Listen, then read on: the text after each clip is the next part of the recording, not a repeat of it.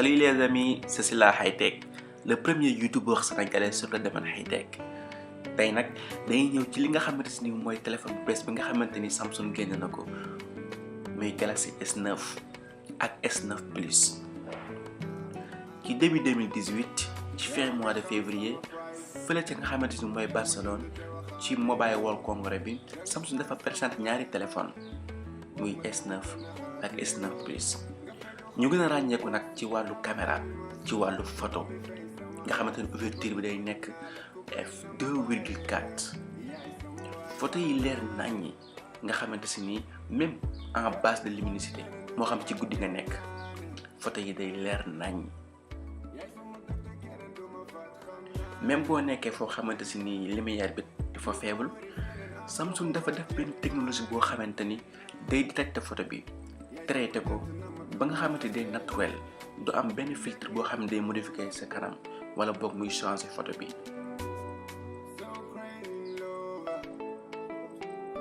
Samsung ba léegi indi technologie boo xamante si day def ralentir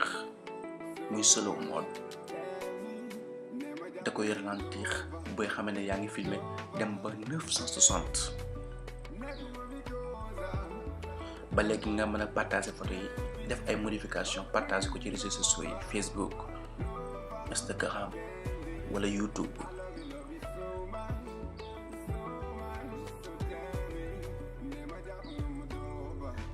Galaxy S9 nag ñu xam ko ci wàllu écran comme niñ ko gisee woon ci Galaxy S8 écran incurvé nga xamante ni day dem bord à bord nekk 5.8 pouces. Samsung indi technologie boo xamante ne mi ngi tudd Bixby. Bixby day scanner di traduire moo xam texte la wala image da nga ñëw tiimale li nga bëgg a traduire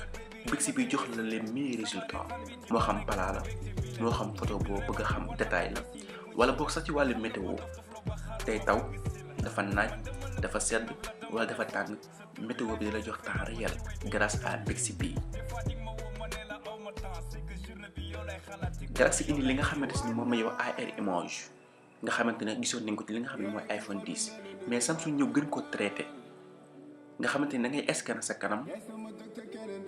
AR image ñëw def ko li nga xam ne mooy dessin animé nga xamante ni da nga mën a jël say xarit yu bari def leen li nga xamante ni mooy AR image.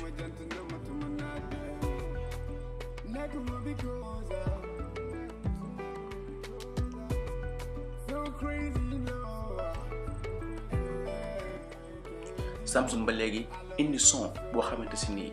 son yu leer naññi son yu set son yu neex Samsung préfère garder tamit li nga xam ne mooy prise jack bi xam ne nga mën a rof say casque déglu musique wuyu téléphone. ci wàllu sécurité ba tey Samsung indi li nga xamante si nii mooy Face ID nga xam ne téléphone bi sa kanam moo koy ubbi ak li nga xam ne mooy digital empreinte nga xamante ni si ginnaaw lay nekk sa baaraam moo koy ubbi. kon Samsung présente na téléphone yu bees S9 ak S9 Plus mu toll ci nag ci 860 € nekk environ 550 francs CFA xam ne dañu ci